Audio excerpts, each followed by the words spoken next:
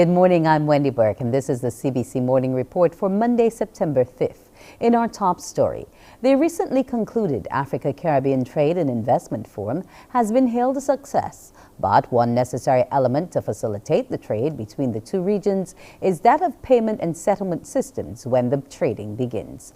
Morning Report spoke with the head of the Pan-African Payment and Settlement System, PAPS, Mr. Mike Ogbalu III, who said that the role of PAPS is to connect all the players in an environment which is of a high standard, complying to local financial requirements, and also operating on a financial market infrastructure without additional risk. He made it clear that cybersecurity is key, as one could not be in payments without this being a focus. PAPS was launched in January this year and handles over 42 currencies. Mr.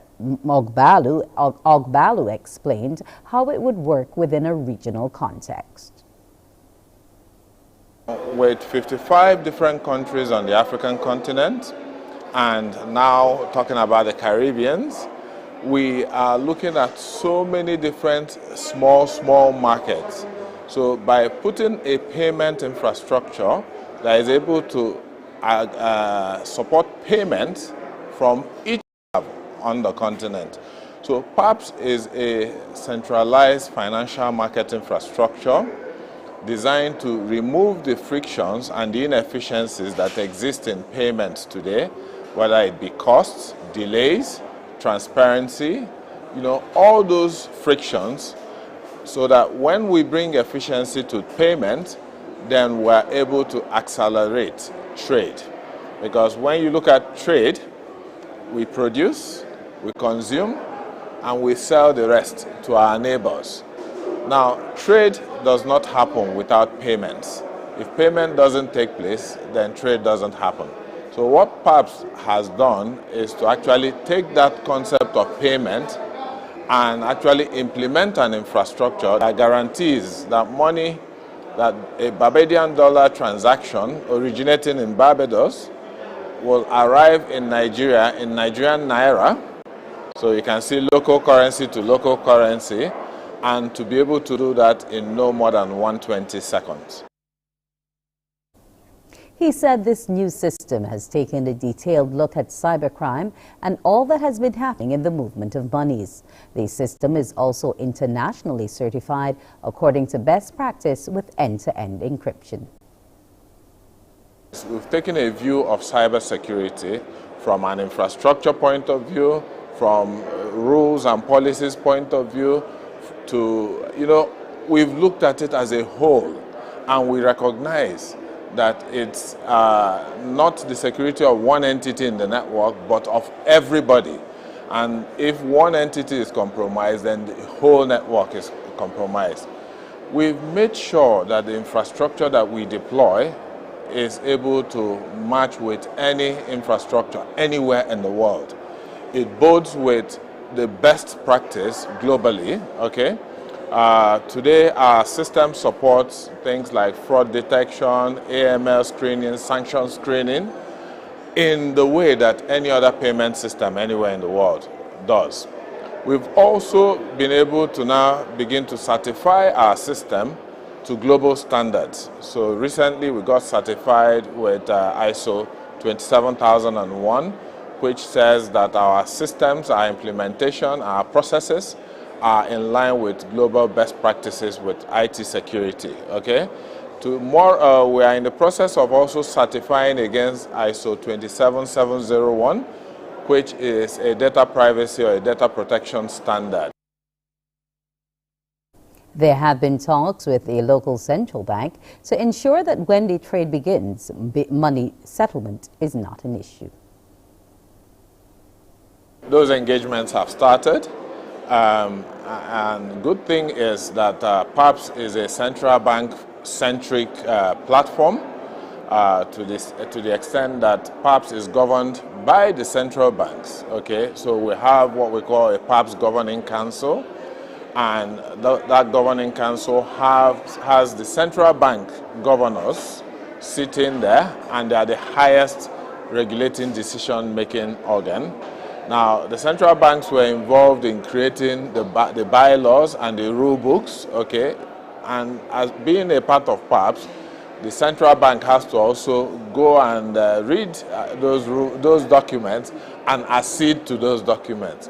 Now, the central banks, PAPS does not take away any powers of the central bank, neither does it donate any new powers to the central banks. So we still expect the central banks to play their role and to be able to sit together and jointly provide regulations for PAPS. Coming up on the CBC Morning Report, updates on the pandemic and the war in Ukraine.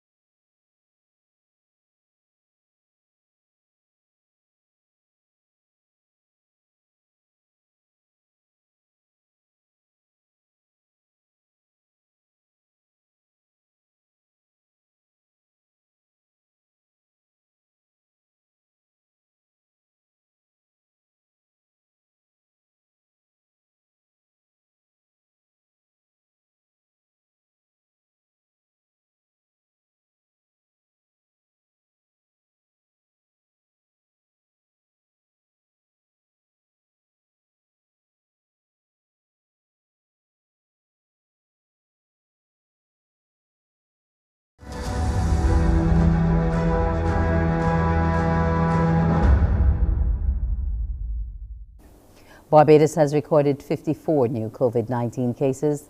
The results for the 24 males and 30 females were obtained from the 406 tests conducted on Saturday. 57 people are in isolation facilities, while 760 are in home isolation. There were 544 COVID-19 related deaths. The National Assistance Board has been seeing an increased demand for its services in the wake of the height of the COVID-19 pandemic. The update comes from Acting Director Colleen Walcott. Right now, we have 144 workers. We are about 1,027 recipients. Obviously, services vary. Your services can vary from 1 day to 7 days per week, depending on your need and your resources. What we are finding post-COVID is that more people are asking for more services. So you may have gotten 3 days per week, depending on your need. Persons now are asking sometimes as their conditions deteriorate, or depending on the burdens placed on the family caregiver, persons that sometimes asking for an upgrade in the number of days.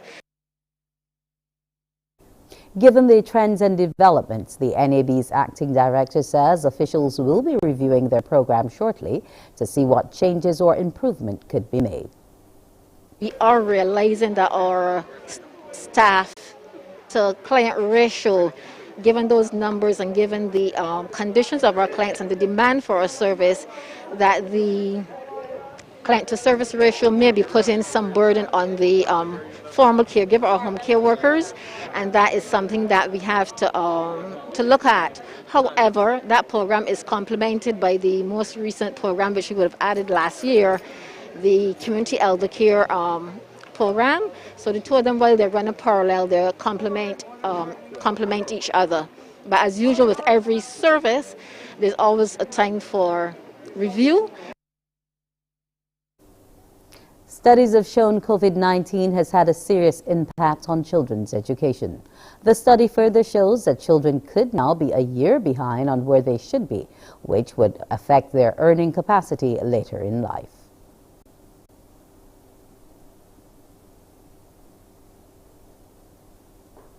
But the results show that 9-year-olds lost ground in maths, while reading scores fell by the largest margin in 30 years.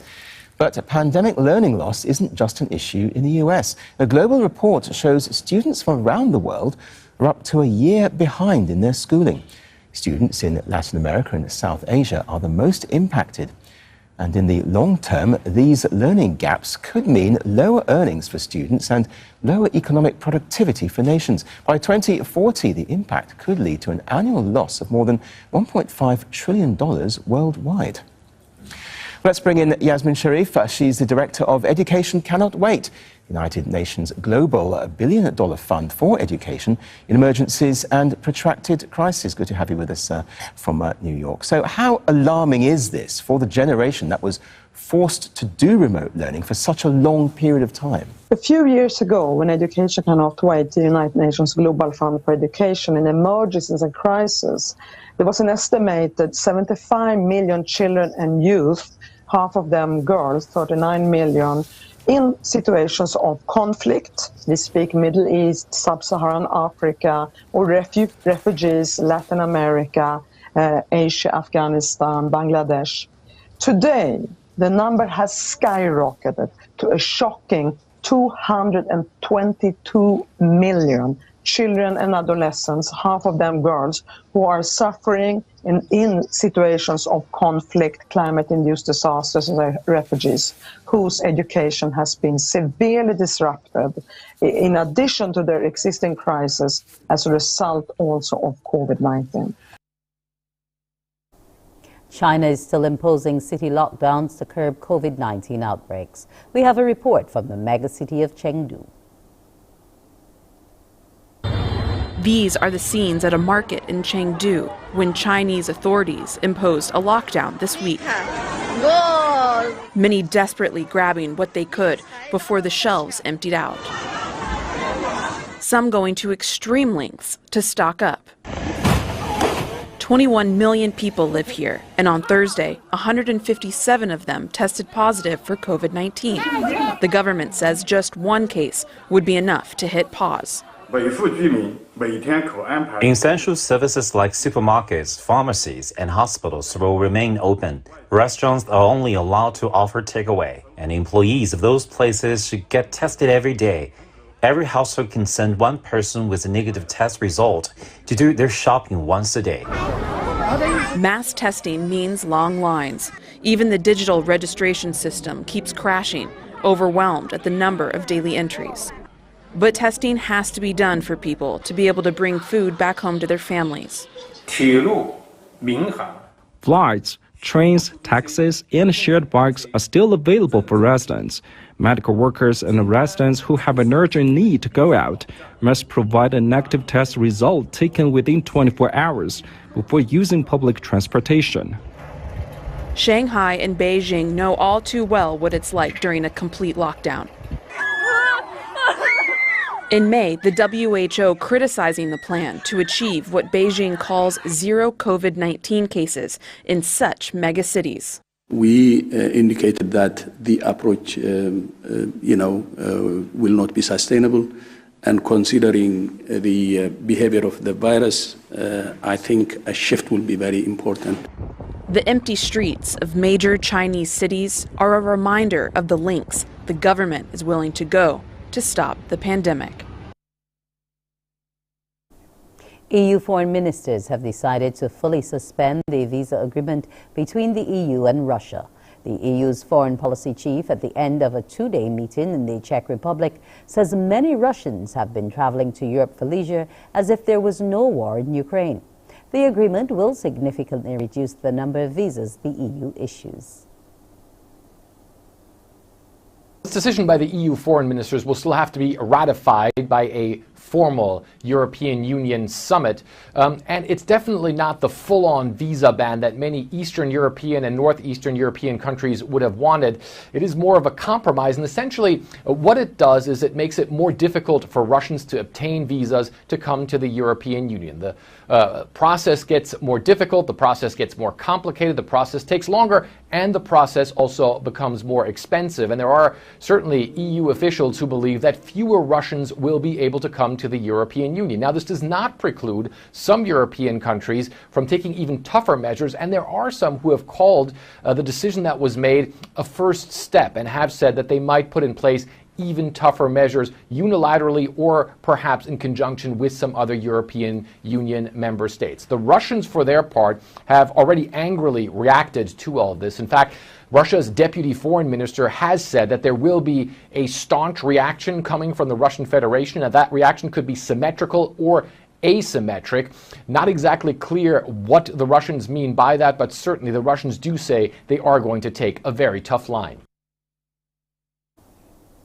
It's time now to preview what's coming up on Morning Barbados. So it's good morning to you, Pearson Boyd. And it's good morning to you, Wendy Burke. Good morning, everyone, as well. When you join me at 6:30 this morning, the sharing of the message of peace and hope and just good news resumes. We'll tell you by who and what's new. Is it possible to live a healthy, strong, and vibrant life at any age? Is that really possible? Well, there's one lady who believes it is. She tells her story, but she shares with you from the pages of her book how all of that is even possible. And in our conversations on Caricom, we'll take a look back at the recently concluded Africa-Caribbean Trade Forum here in Barbados. And we asked the question, why is Ambassador Comishong in Belize? That question will be answered when you join me at 6:30 for Morning Barbados. Wendy, back to you. Thank you so much, Pearson. Looking forward to seeing you at the bottom of this show. Well, we'll take a break now. When we come back, more news on Morning Report.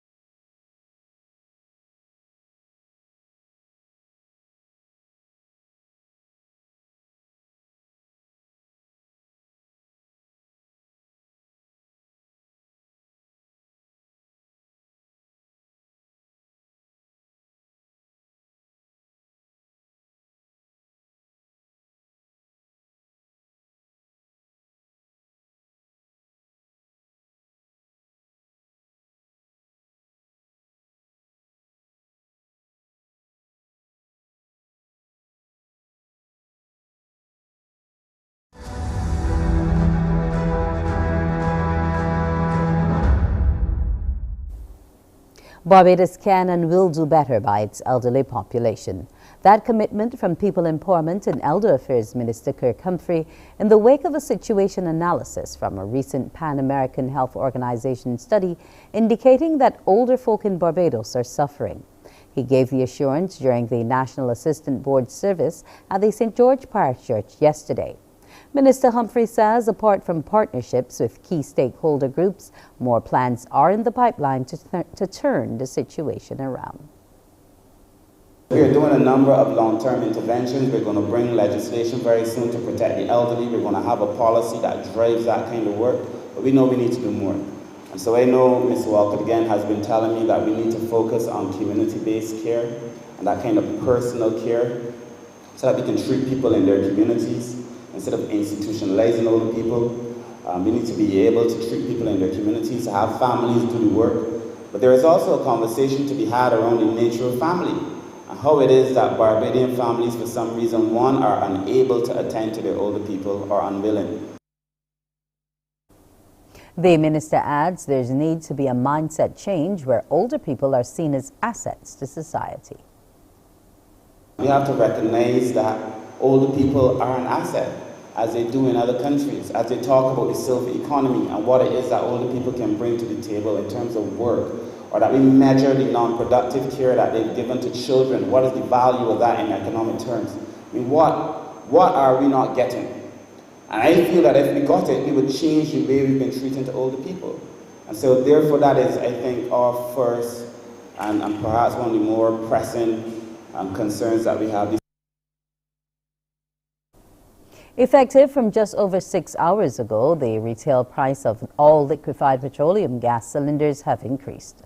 According to a news release from the Government Information Service, the new price of the 100-pound cylinder is $176.33, an increase of $5.46, while the 25-pound cylinder now costs $1.36 more.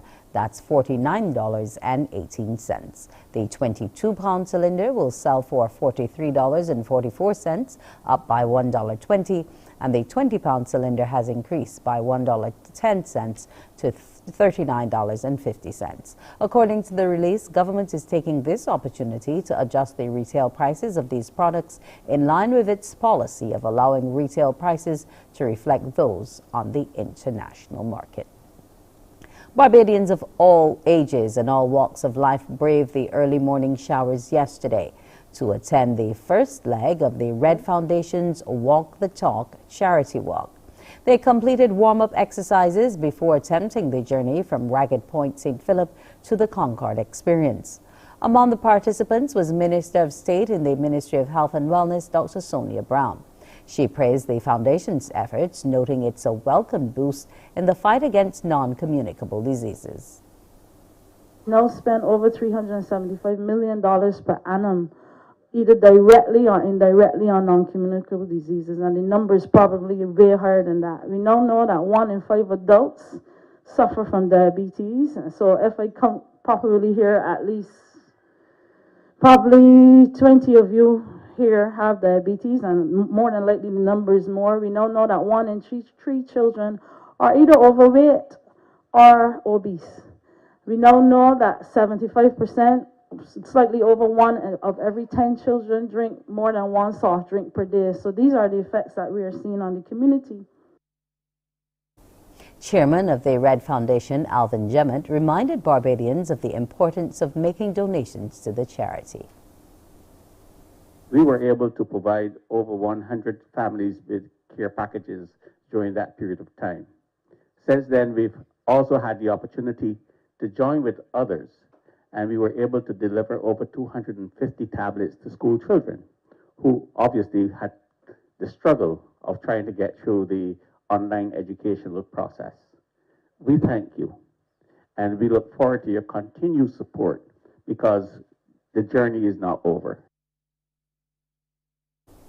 Charities in the United Kingdom are warning the income of poor households are likely to be wiped out from the recent increase in the cost of electricity and gas. Match day at Blackpool Football Club, and like every home game, they're collecting donations for the local food bank. But things are slow, very slow. This supporters club right by the stadium is part of the initiative. It says donations have dropped as energy price rises bite. You know, people are not as able to give as much as they normally would like to, because they're very, very generous football fans in the local community, because we're all from around here, and it's a real shame. Bobby Mack's a long-time Blackpool fan, but he says an 80% increase in energy bills will soon stop him leaving the house. Something's got to give, so I'll have to be the scooter. So I can't afford to charge it, because I've got to eat, but it means you're looking at 4 walls every day. So then again, it'll start affecting the mental health. A short distance away, visitors are making the most of the sunshine. This town's been a popular holiday destination since the 19th century. But that's not the whole picture. Step away from the seafront and the deprivation becomes obvious. When the Low Pay Commission came up with a list of the 20 most deprived regions in the UK, 7 of them were in Blackpool, many of them just a stone's throw away from tourist attractions like the famous Tower. No wonder then that the rise in energy prices is worrying residents and businesses alike. Hamish Hewitt has run this pub for 25 years. Inflation's forced him to increase prices recently, but he says higher utility bills could force him to close during the week. I'm 70 years of age, and it's the worst thing I've ever came across it. I open during the week for my regulars and for the elderly and people like, and the shame is now they won't even be able to come in for the heat. Down on the beach we meet Zahur with his wife and 5-year-old son visiting for the day. He says they're doing all they can to cut costs, but it's tough. We were just going past the toy shops, and I just kept the boy outside the shop because he's going to ask for toys. So should I buy him toy or should I buy him food? The cost of living crisis means people across Britain are already making difficult choices. Next month, a new Prime Minister will be in office. The need for urgent action couldn't be clearer. In sporting action, Hurricane joined an elite list of Triple Crown winners in Barbados after a punishing victory in the 83rd Barbados Derby at the Garrison Savannah over the weekend. The Gay Smith-owned colt was the favorite after winning the Barbados Guineas in May and the Midsummer Creole Classic in August. Ridden by Antonio Bishop, Hurricane took home the top prize on offer in the $113,000 race 8. The circuit to go, and it's Afternoon Delight, walking it in front. Just about a half, 3/4 of a length up now from on the outside Virginia Park and get cracking. Hurricane stalking these in fourth. Princess Julia is next in fifth. Right of passage along the inside sixth, then on the outside is Aries. Behind these is Pussycat and Mikal racing together. Divination, that's the grey. The code is the marker along with Jaguar. The opening half was 53-4. They're round the far turn and head up the hill. They've got just over 3 furlongs to go. And Afternoon Delight continues to lead, but there's a Hurricane coming on the outside into second. The Virginia Park has had enough. Princess Julia runs a big race. They've got just about a quarter mile to go, and it's Afternoon Delight, and on the outside the barometric pressure starts to drop as Hurricane comes sweeping by, and then the flash opens up by 4. It's Hurricane by 4. Aries running into second. Afternoon Delight has had enough, and there are no more turns in the Derby, and Hurricane is storming clear. He's under a right hand encouragement, but he's dashing away. Aries trying desperately to close, but Hurricane is too good, too great. He's going to storm them home today. Hurricane in a romp wins it from Aries. Pussycat ran on the best of the third. Then came Mikal. Divination ran a good race. And the last one home was Virginia Park. The winner came home in 2:11-1. What a race. Well, it's time to see what the weather will be promising us today on the outside. I know Pearson's always looking forward to rain, but I want some sunshine. However, I won't get my way. It's cloudy, 25.5 degrees Celsius, but it feels like 31. The humidity stands at 90%, and the barometric pressure is 1013.2 millibars. The winds are from the north-northeast at 8 kilometers per hour. The tides, low tide will be at 4:58 p.m. and high tide at 11:08 p.m. The seas are calm to smooth in open water with swells ranging from 0.5 to 1 meters and steady. Today it's going to be cloudy with sunny periods with the occasional brief scattered light to moderate showers and a very slight chance of isolated thunderstorms. Tonight is expected to be mostly cloudy with clear breaks with the occasional brief scattered light to moderate showers and a very slight chance of isolated thunderstorms. Here now is a look at our international cities. Time now for Pearson. You can hear our next newscast at noon, and also stay tuned to the stations of CBC Radio for the world at 1. It's now time for Pearson Bowen and Morning Barbados. Wake up, wake up, wake up, wake up. Barbados, get up. Good morning. Good morning, Barbados. Good morning. Good morning to you. Good morning. Morning, morning, morning. Good morning to you. Good morning. Morning, Barbados. Good morning. Good morning to you. Good morning. Morning, Barbados. Good morning. Wake up, wake up, wake up. Morning to you. Like the singer, I say good morning to you. Welcome to Today. Today is Monday, the 5th of September, 2022. I'm Pearson Bowen. Wonderful having you company. Thank you for joining us on our streams on YouTube and Facebook. thanks again. Interact with us right there as well. Now today, Monday, we'll give you another opportunity to have some fun with me as we unscramble some letters. Look out for that. We'll also be sharing with you some news about a platform that helps to teach our young learners about literacy, how to read, how to understand, comprehension and the like. So that's coming up as well. The walk, the talk has kicked off, literally, and so we want to hear how it went and what are the plans for the next 3 weeks. As you know, every Sunday in the month of September, all of us are encouraged to lend our support to this charitable activity, Walking the Talk, from Ragged Point to Darrell Jordan Secondary School in St. Lucie. Also today on our Conversations on Caricom, we want to take a look back at a recently concluded Africa-Caribbean Forum, and we'd get to answer that question, why is Ambassador Comishong in Belize? What's going on with him? And what's the very latest in the activities of our Caricom governments?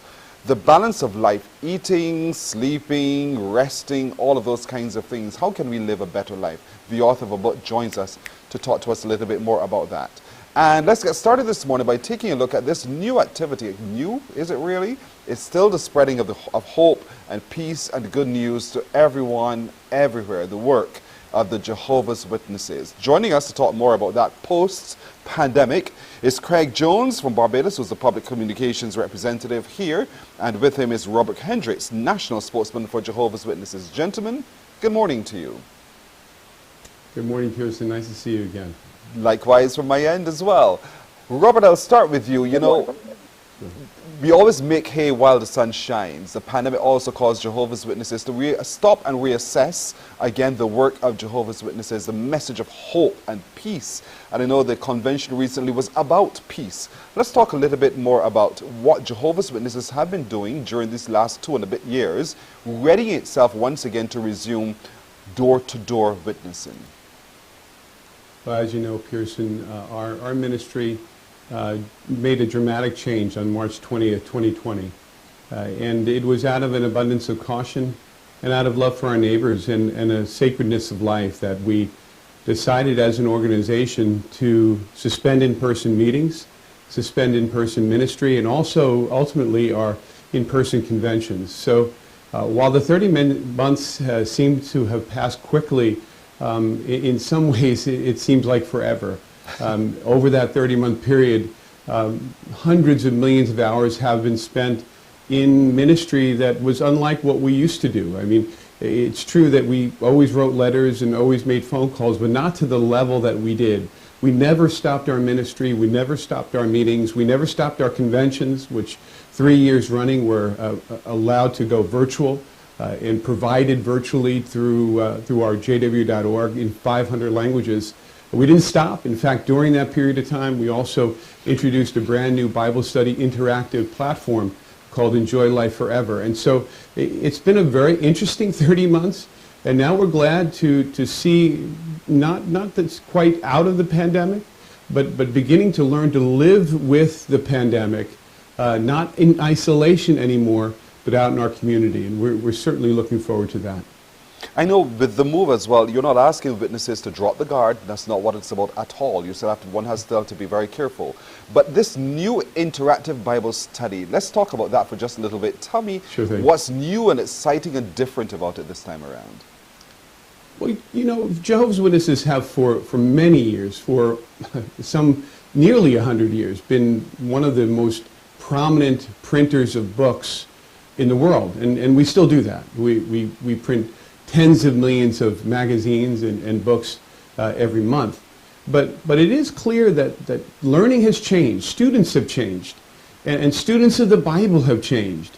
And so we can't just take this very complicated book that many feel is not relevant to our time and simply teach it the way we always did. And so we've moved to a much more interactive platform. You can get this interactive platform digitally, Enjoy Life Forever on JW Library or jw.org, and you'll see that it's not just words on a page and questions. It's interactive. It's, of course, illustrations, photos, video experiences, dramatizations, not only of modern day, but also of ancient times, to help people visualize what they're reading. And also it provokes discussion. It's much more discussion based, it's much more visual, And it allows a person to grasp the Bible. It's distilled down to something that's manageable and understandable. And most importantly, it's going to affect their lives. So they can see not only how it is affecting other people or how it affected people, but how can I use it in my life now? Very, very practical. See, we don't just want to feed the mind.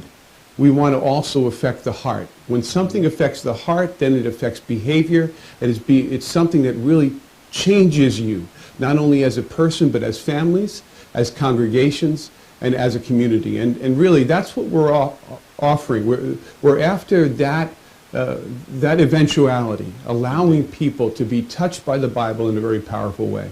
Craig, let's look at the local condition, because we all faced with all sorts of things. We balance life in its many facets, you know, whether it is rising cost of living, crime as it happens as well. And so people are losing hope in some instances, but they're also feeling that their own peace is threatened. And I want to look particularly at that and how this new interactive Bible study and the work of the Jehovah's Witnesses can help to calm and to really paint the picture clearly so that people begin to see that there truly is hope.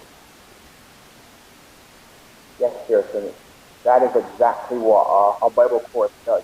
The Bible does three things for us. One, it provides comfort. So that's an immediate benefit from our interactive Bible study course. Then it provides answers. Those answers to life's big questions. And as you would know, locally, many persons are concerned, as you mentioned, about the high cost of living or the rising cost of living, spiraling crime. And many persons have answers to this threatens their right peace and their safety. The Bible provides answers as to why these things are happening and practical solutions on what we can do to stay safe. And of course, it provides hope, and that is absolutely important. Robert, I want to ask you a question, because I know one of the common objections oftentimes by a householder is, you know, I don't want to become a Jehovah's Witness, so you don't come to preach your doctrine to me. But that's not what you're about necessarily, is it? No. In fact, that's really something that we would hope is an eventuality. I mean, we certainly believe that the organization and the congregation is a beautiful thing to participate in, to become a part of. We want to gain brothers and sisters in faith. But when somebody comes and studies the Bible with Jehovah's Witnesses, it's really about learning how to draw closer to the Creator.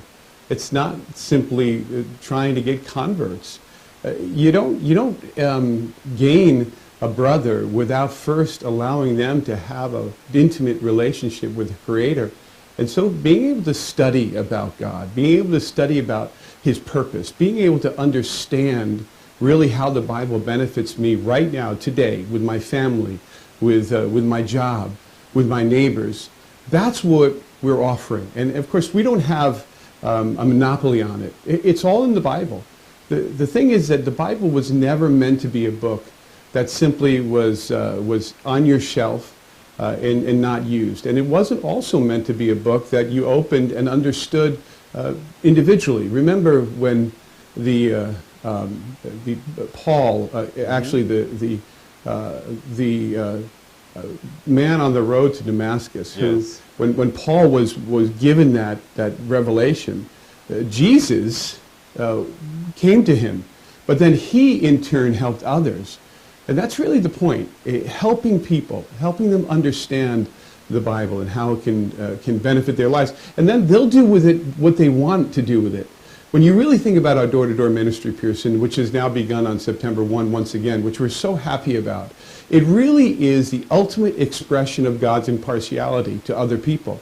Because we're not waiting for somebody to call us. We're not picking and choosing what houses to go to. We're going to every single house and then allowing that person to choose whether they want to understand and really take that word in or not. And so that's a beautiful thing, and that's what it's all about. Taking the word, understanding it, how we can apply it in our lives, and then being able to really use it and make decisions based on that information. Indeed. And so, Craig, you know, as we go around, we will see, and we have seen, I've seen for sure, witnesses in spaces, public spaces, again, distributing the watchtower. Let's talk a little bit about the local activities and why when people see, they should don't shun, don't run, but Jehovah's Witnesses are once again out and about sharing the good news. Well, yes, sir. So that we are out and about sharing the business, whether it's a public literature card where persons can approach us and freely take the publications we have on offer for them. They can actually request a home Bible study if they wish. And of course, our website allows you to go and you can actually find out exactly what is this interactive Bible study course that we're talking about. You can find out that information in the comfort of your home even before you see Jehovah's Witnesses. And because we're going around in all the communities in Barbados now, we're encouraging persons to feel free to ask us questions. Ask us questions about our work, why we're doing it, and of course, we will always do this work in a way that keeps you safe and keeps us safe. We're absolutely thrilled at the opportunity to be back out there teaching the persons in the way they know what to do from house to house as often as we can. Indeed, and you can also schedule an appointment to have a one-on-one Bible study. That's the beauty of the whole thing, folks. As you engage with the platform, you are learning as you go, and so many of us are yearning to know what is the future, what does the future hold, why are we experiencing what we're experiencing, what's the hope? And so if you feel daunted and lost and totally confused, the Jehovah's Witnesses are here. JW.org is there. It's an application. You can have it on your phone.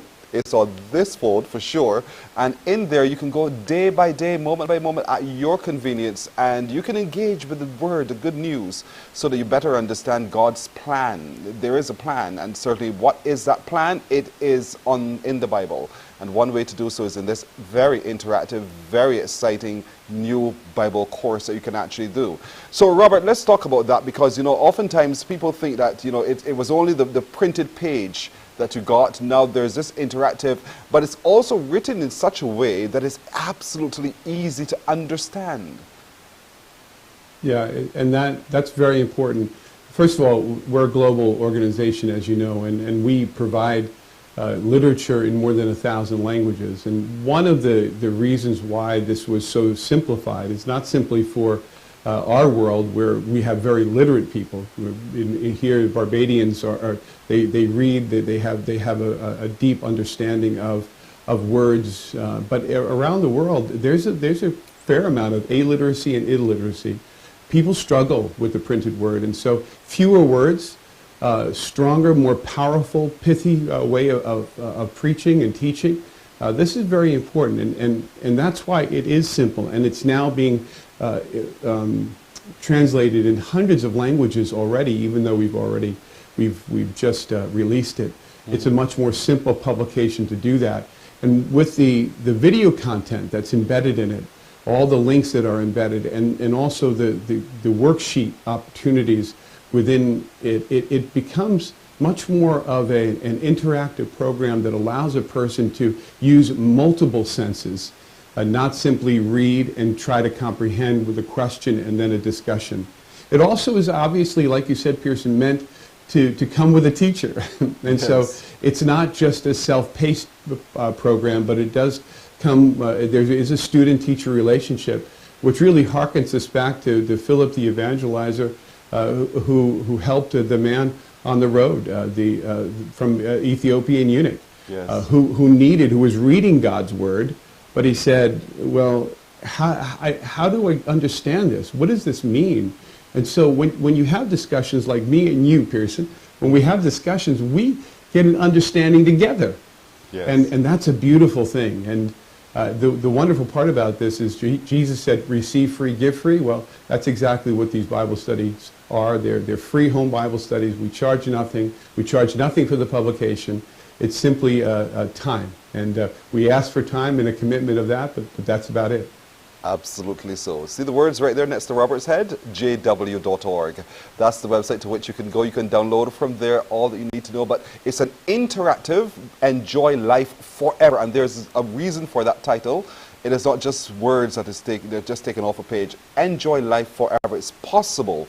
And the best way to get to know so is to get to know so. So go to the website. You can see images from it right there. Does God accept all forms of worship? Peace on earth. How will it come? How can I cope with grief? So many different aspects of life you will find on the website jw.org. It's very simple, very easy, very visual, very interactive, and lest I say, it's very good. as well. I encourage you to go to the website jw.org today. Craig and Robert, again, good to see both of you. I know that the work continues and the time is drawing near, but there's peace, folks. There's hope at the end of it all, and that's what JWs are really, really hoping that you better understand as well. Thank you so much for joining us this morning. Thank you very much, Pearson. Nice to see you. You're welcome. You're welcome. Craig Jones and Robert Hendricks of the Jehovah's Witnesses Worldwide. We're going to take a break here, and we're coming back in just a moment. Morning, morning, morning. Good morning. Good morning to you.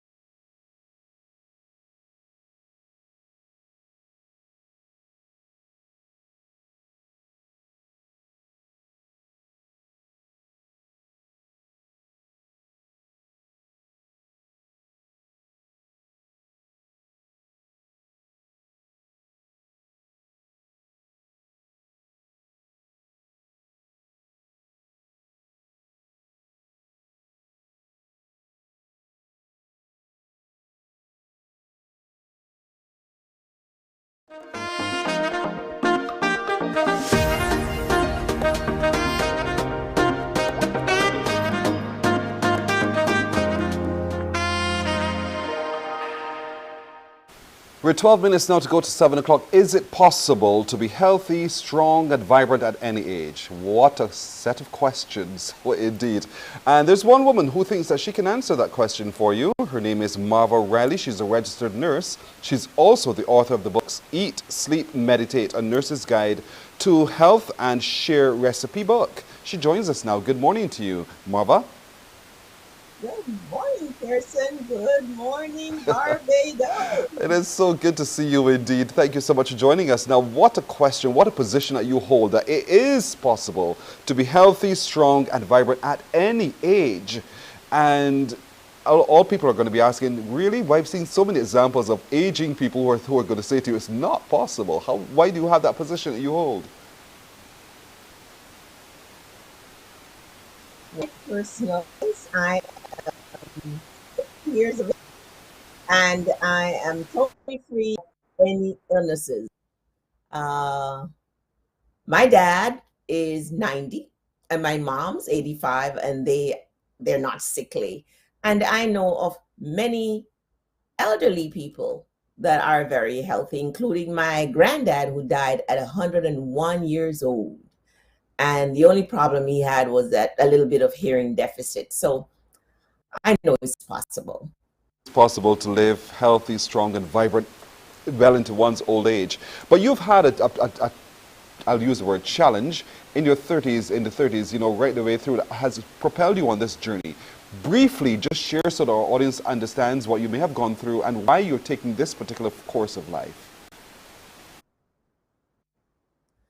Thank you for the opportunity. At the age of 38, I work primarily in the intensive care unit, but I became ill with many life-threatening illnesses, including my heart was failing at 35%. Whereas 65% or greater is considered normal by a cardiologist. The only thing that was offered to me were drugs, and more drugs, Band-Aid. But I did not want to be on drugs as a Band-Aid, tons of negative side effects. So that drove me to do a lot of research online, YouTube, books, videos, and everything healing through holistic lifestyle, excellent nutrition, regular moderate exercise, prioritizing sleep, decreasing our stress level in life, fresh air, and sunlight. Fast forward, I was 38. That was 22 years ago. I am 60 right now, and I am free from any illnesses. I feel the best that I've felt in years, and I also look the best. I'm at my ideal weight. And I would like to show others that if you're 20, 30, 40s, 50s, 60s, 70s, 80s, you too can enjoy a holistic lifestyle at whatever age you are, and it's not as difficult as they make it. So let's make it easy. Let's make it easy then so that we understand it is how possible it truly is. Where do we start so that I can also look like you when I'm 60 years old, so that I can also be disease-free? Well, I would suggest that we start where you are. Start by making small steps, baby steps, okay? And gradually increase. For example, start by learning to enjoy fresh vegetables, fresh fruits. And if you don't like salads, start incorporating a little bit of salads in your diet every day and gradually increase it until every meal you're having, well, lunch and dinner for sure, you're having a salad. Learn to eat fresh. Minimize the junk food, the fast food, the sugar, the fatty food, that kind of thing. Start by incorporating a little bit of exercise in your daily routine. 5 minutes if that's all you have. Gradually increase it to 10, 15, 20 until you get to the 30 minutes that's recommended by the American Heart, the World Health Organization, the American Diabetic Association. Just start taking baby steps. Baby steps become bigger steps, and eventually the healthy lifestyle will become your normal lifestyle. And so you've put all of this into a book, Eat, Sleep, Meditate, is a nurse's guide to health. And you've also incorporated a recipe book as well, which is called Share, C-S-H-E-I-R, pronounced Share. But we just want to make sure that people understand how truly practical all of it is, because, you know, we love to read books and then we put them aside. This one is not one of those books you read and put aside. It's one of those books you read and you continue to read and to practice from. So let's talk about how those books really combined can really help me. How easy really is it to do from the recipes? It's very easy. Recipe book, it's an acronym for simple, healthy, easy, and inexpensive recipe. And that book doesn't call for ingredients that you would not find in a local grocery store. Thank you. Or even in your cabinet or in the farmer's market. I cook with onion, garlic, some black pepper, a little bit of salt, pretty much it. Just very easy. Or a healthy lifestyle is a lifestyle. You'll be living that lifestyle for the rest of your life.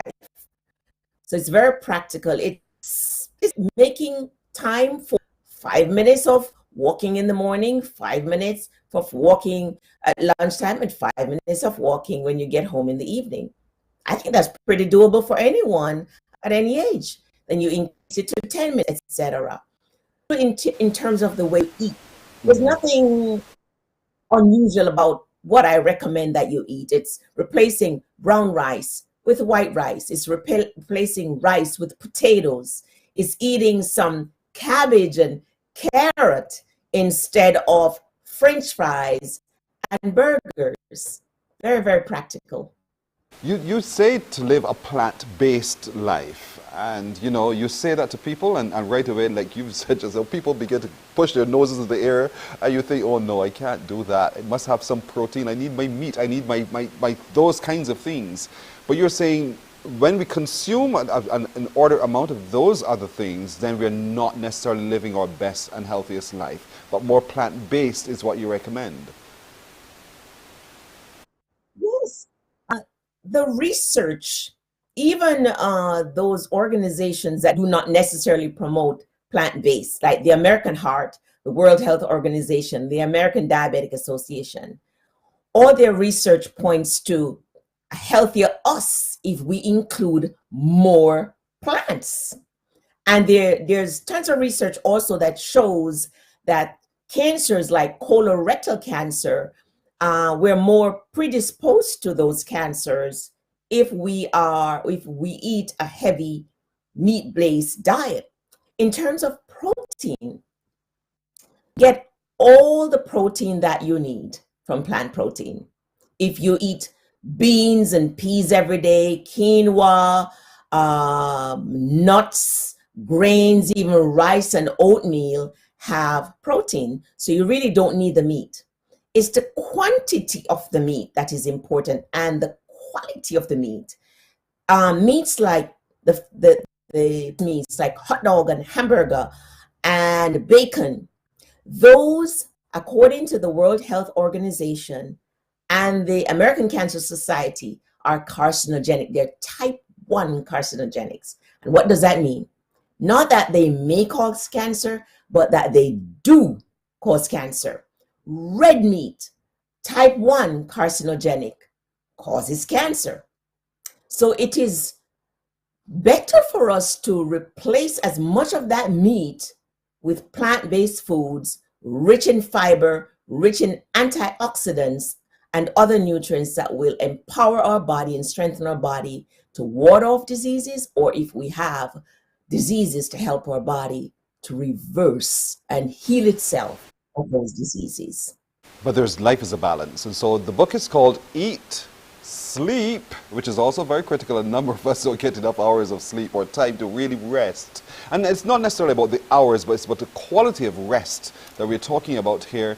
And also to meditate, what do we do with our mind? What do we do with our spirit or soul? And so that the combination of all of these, getting it right, is what would help us get on a healthier path to living healthy, strong, and vibrant at any age. The book, where is it available? How easily accessible is it? And, so I want people from anywhere in the world who's watching today to know that they can have it in their book and in their hands, and the recipe book as well. Both of my books are very accessible. I've had folks who purchased my books from Europe, from Australia, the Caribbean, the Canada, all over. And the book is very accessible. It's available on Amazon, Walmart, Target, Barnes & Noble, any of your favorite bookstores. You can purchase my books, or on my website, rnmarvariley.com. In terms of sleep, the length of time that we sleep is very important. The research is pointing to a minimum of 7 to 8 hours of good quality sleep every night to help to prevent diseases, even cancer, and reverse them if we are unfortunate to be diagnosed with these diseases. So sleep is important. To go that long, just to find 8 hours to sleep. So how do we set that time aside so that we actually get a good quality sleep? And I'm going to quality because the older we grow, it seems as if we wake up more often. Let's put it that way. So we don't tend to just relax and sleep as long as you're saying, 7 to 8 hours. So how do we do that? Well, it's a matter really of discipline. You have the same time to bed and the same time to wake up, like our grandparents did. I mean, I'm from Jamaica, and I remember my grandparents would go to bed, say, 4 o'clock, and 8 o'clock, 8 p.m., and they'd be up at 4 in the morning, and that was every day. They didn't have TV, they didn't have cell phone, they weren't on Facebook, so we need to turn off the devices and set a bedtime. Say, I'm going to bed by 10 o'clock at night. That's my bedtime. So I turn off the devices an hour before, no TV, no Facebook, none of that. And I go to bed, and I'm in bed by 10 o'clock at night, and I wake up, say, 6 o'clock in the morning.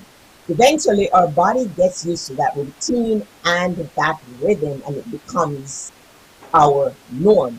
Wow. We have to prioritize that sleep, because it is when sleep actually, Pearson, that our bodies heal and repair themselves. Right. That's right. You're so very right. So folks, the book is available. The books are available indeed.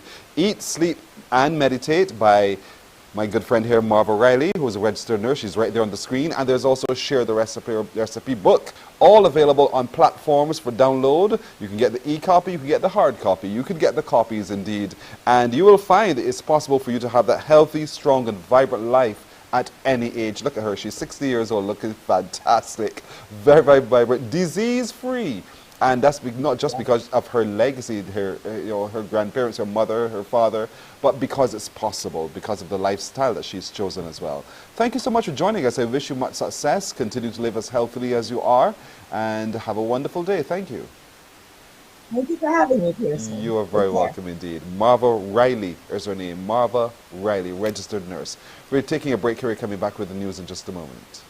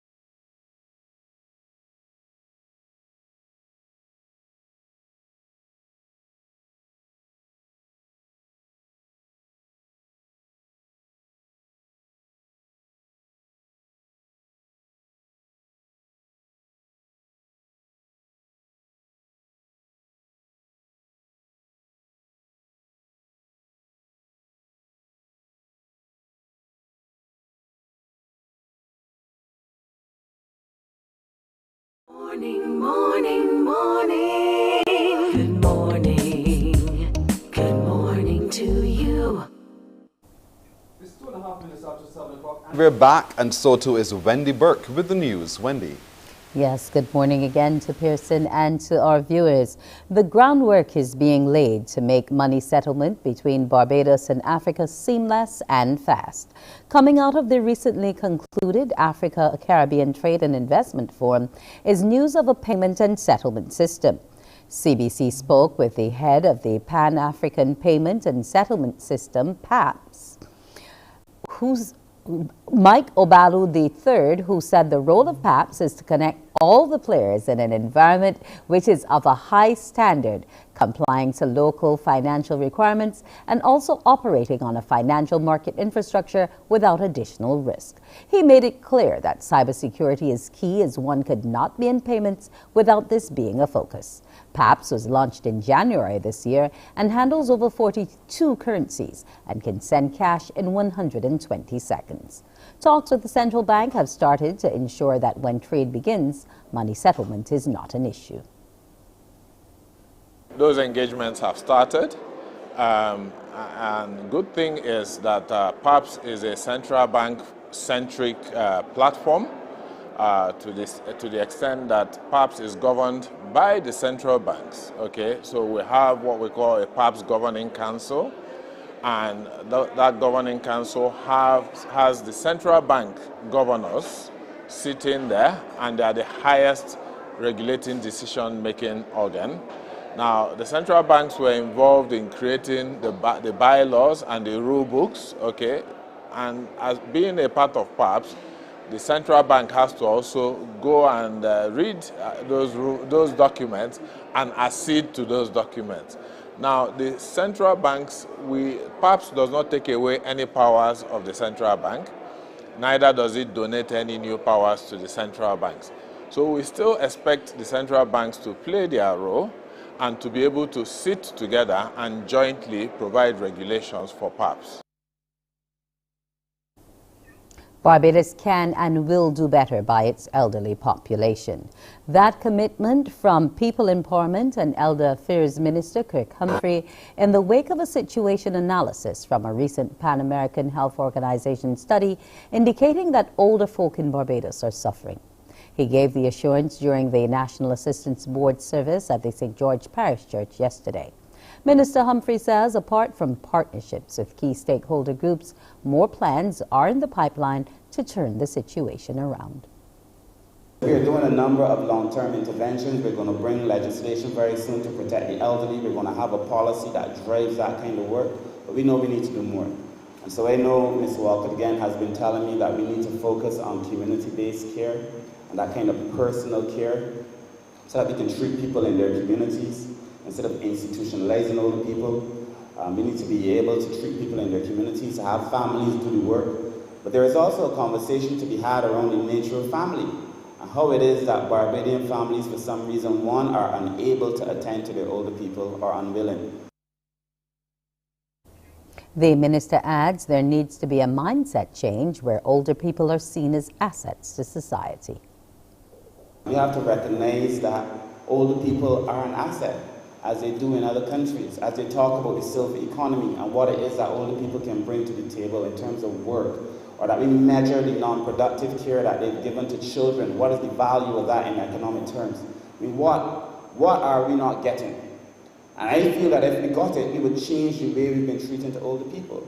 And so therefore that is, I think, our first and perhaps one of the more pressing concerns that we have.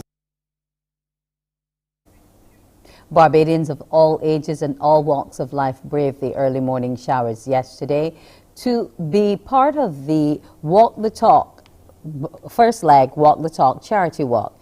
They completed the warm-up exercises before attempting the journey from Ragged Point, St. Philip to the Concord Experience. Among the participants was Minister of State in the Ministry of Health and Wellness, Dr. Sonia Brown. She praised the foundation's efforts, noting it's a welcome boost in the fight against non-communicable diseases. Now spend over $375 million per annum, either directly or indirectly on non-communicable diseases, and the number is probably way higher than that. We now know that 1 in 5 adults suffer from diabetes, and so if I count properly here, at least probably 20 of you here have diabetes, and more than likely the number is more. We now know that 1 in 3 children are either overweight or obese. We now know that 75%, slightly over 1 of every 10 children drink more than 1 soft drink per day. So these are the effects that we are seeing on the community. Chairman of the Red Foundation, Alvin Gemmant, reminded Barbadians of the importance of making donations to the charity.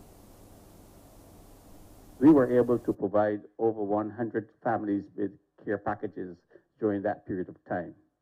Since then, we've also had the opportunity to join with others, and we were able to deliver over 250 tablets to school children who obviously had the struggle of trying to get through the online educational process. We thank you, and we look forward to your continued support because the journey is not over. And that's a wrap from here on my end, Pearson, and it's back to you for more Morning Barbados. Thank you, Wendy. The time is 9 minutes after 7 o'clock. We shall take a break here, and Morning Barbados continues in just a moment. Morning, morning, morning. Good morning. Good morning to you.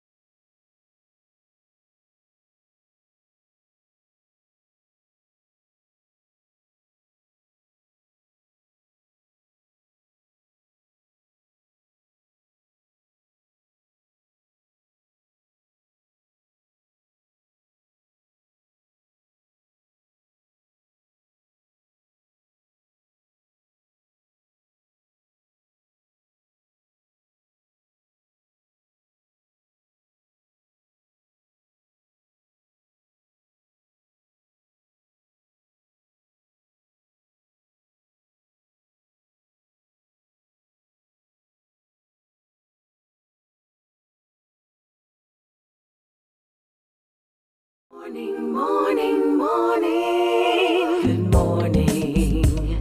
Good morning to you. 10 minutes after 7 o'clock, it's Monday morning, and you know Mondays mean our conversations on Caricom. We're happy once again to be joined by Barbados Ambassador to Caricom, His Excellency Ambassador David Comishong. Good morning to you, Ambassador. Good morning, Pearson. Pleasure to be with you once again. From beautiful Barbados to lovely Belize, bonjour. How's it going so far over there? Well, I'm actually in a hotel room in Miami. Oh. I left Barbados yesterday, overnighted in Miami. So I'll be taking the plane shortly to head down to Belize. I got you. And that's because the corridor is from Barbados to Miami to Belize. Those are hours in the sky.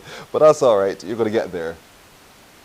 Unfortunately, we're still struggling with airline connectivity across the Caribbean. It's something we have to really work on.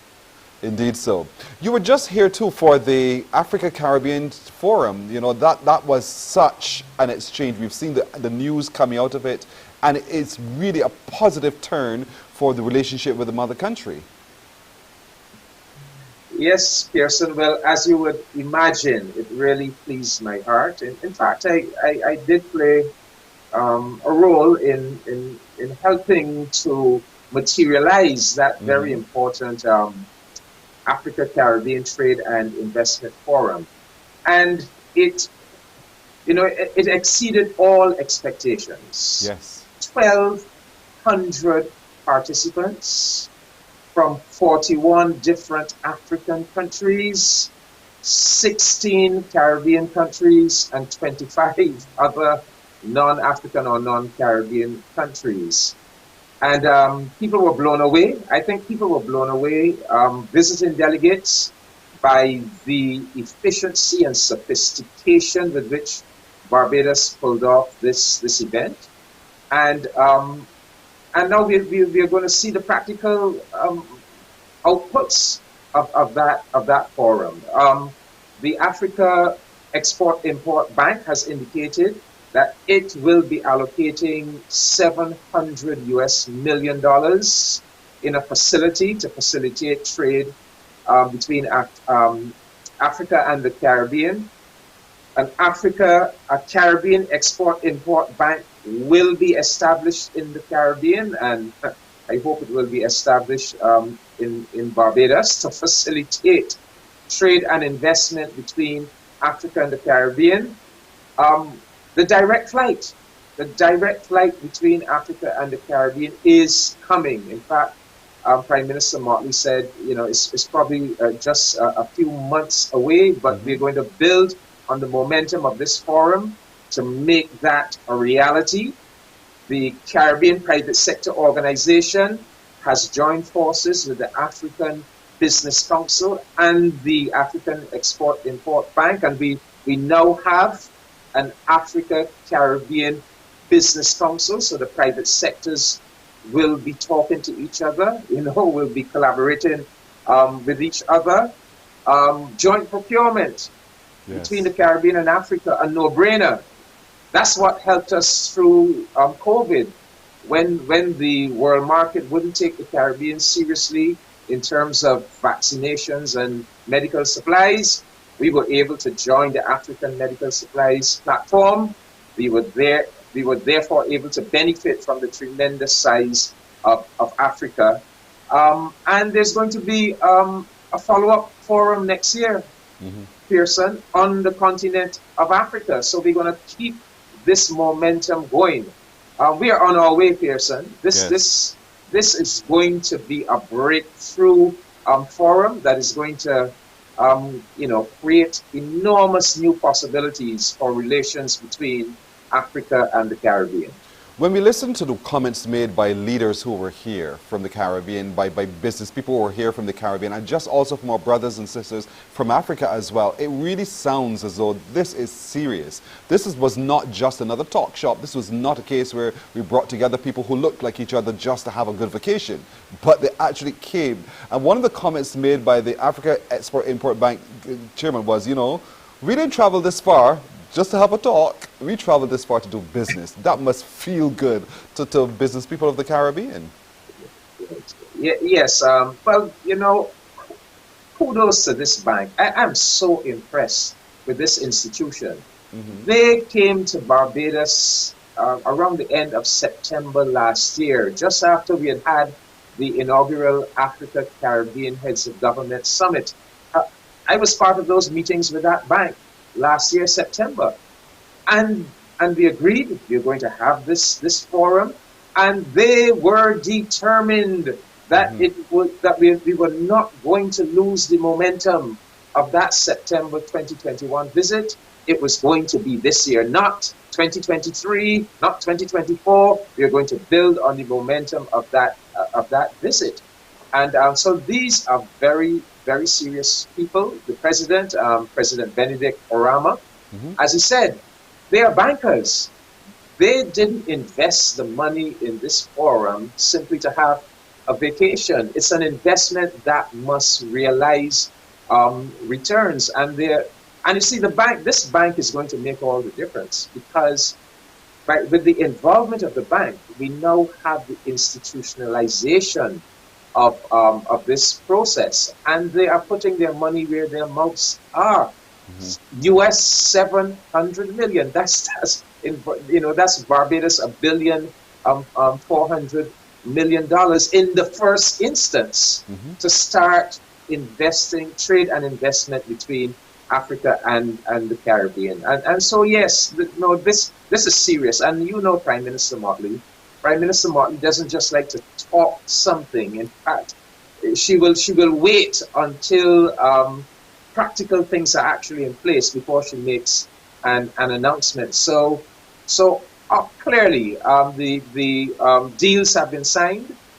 Discussions are far advanced with airlines to make that direct air bridge a reality, and that is going to make all the difference, Pearson. Once we can get that, me and you, Pearson, that we can drive up to Grantley Adams Airport, get on a plane at Grantley Adams, and 6 or 7 hours later be on the continent of Africa direct, without having to go through England or New York. That is going to make all the difference. Indeed so. What I also liked was one of the positions that the Prime Minister took was, let's do some real cultural exchanges, in the sense that Barbados will produce programs that show us, likewise Africa, and we swap. I think to getting to know more about and seeing what's happening truly in Africa, it's going to make a big difference, so that we can actually begin to appreciate how either similar we are or how different we are, and those differences are really exciting. I'm excited about that one in particular. Well, you guys are going to be the pioneers, because she has volunteered CBC to lead the way, not only for Barbados, but to produce content about the entire Caribbean. So yes, these are things that we really should have been doing years ago. But better late than never. So true. Yes, we need to know more about each other. And just to hear Wendy's segment about the Pan-African payment and settlement system, and just like how we could join up with the African Medical Supplies platform. Yes, we could learn. We had a Caricom multilateral clearance facility that tried to do a similar thing. It did not succeed. But if our African brothers and sisters have been successful on such a large continent in having a payment and settlement system that facilitates trade between countries, yes, why not join up? Why not be part of something that is working? So this is the idea. Africa and the Caribbean coming together in many, many respects, not only just trading goods, but all kinds of relationships, learning from each other, sharing resources with each other, sharing the strengths that we have with each other. And this is our family. It's just really family reuniting. Exciting times ahead indeed. So best practices we can pick up on each other from, and this is really going to portend wonderful benefits for the Caribbean region and Barbados in particular. Now, why are you going to Belize? Well, Pearson, many Barbadians may not be aware, but let me make it clear. Not only am I Barbados' ambassador to Caricom and to the Association of Caribbean States, but I am also expected to be Barbados's non-resident High Commissioner to all of the Caricom countries, with the exception of Haiti. So I am on my way to Belize to present my credentials as High Commissioner to the Governor General of Belize, the government of Belize. But my mission really is to foster bilateral relations between Barbados and Belize. You know, over the last 2 years, Barbadians would have heard a lot about Barbados's developing bilateral relations with Guyana and with Suriname. But we are determined, I am determined, that we must not only be looking to the south of the Caribbean, but we must be looking north as well. So 2 weeks ago, I was in Jamaica. We are working on a bilateral program between Barbados and Jamaica, and the establishment of a joint commission for cooperation between those two countries. And similarly, similarly with Belize, we're going to work on that bilateral program and the establishment of a joint commission for cooperation between the two countries. Already, our ministry that has responsibility for the blue economy, that is the ocean-related matters, they are already in the process of negotiating a relationship with Belize's ministry with responsibility for the blue economy, and we're going to be building upon that. Belize is similar to Guyana and Suriname. You know, 53 times the size of Barbados. Belize could play a role in helping us with the food security, but also there are many other things we need to do with Belize, from the climate crisis to intra-Caribbean tourism to partnership in matters pertaining to the sugar industry. Many areas of collaboration are possible between the two countries. And that corridor too to Central America is also interesting, how we can develop that movement right there easily through Belize as well. Ambassador, we have to leave it there as always. I'm so sorry that we got to run. But again, exciting conversations on Caricom. I wish you a safe trip, sir. And I cannot wait to hear the outcome of your meeting and your presentation of your credentials there in Belize and whatever else Caricom is working on when we meet again, if it be God's will, next Monday. Thank you so much, sir. Thank you, Pearson. Thanks. You're very welcome. You're very welcome. Morning Barbados takes a break right here. When we come back, unscrambling some letters with you. Stay with us. Morning, morning, morning. Good morning. Good morning to you.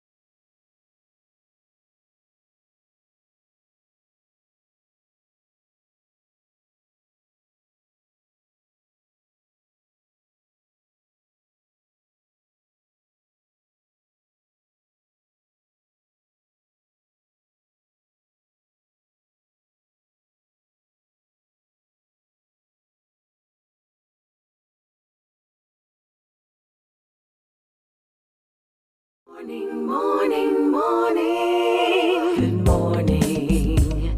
Good morning to you. It is 24 minutes after 7 o'clock. It is time for you to put on your thinking caps and to unscramble some letters. It is also time for you to give me a call on 228-5562 or 228-5563. Why? I have some scrambled letters for you. I need you to unscramble them for me so we can have some fun. So it's your turn to give me a call, 228-5562 or 228-5563. Time for you to unscramble this. Look at it. Two words. I will not say them, because if I say them, you might call and tell me exactly what I've said. I don't want that. So look at it very carefully. These are two words. You know these two words. Trust me.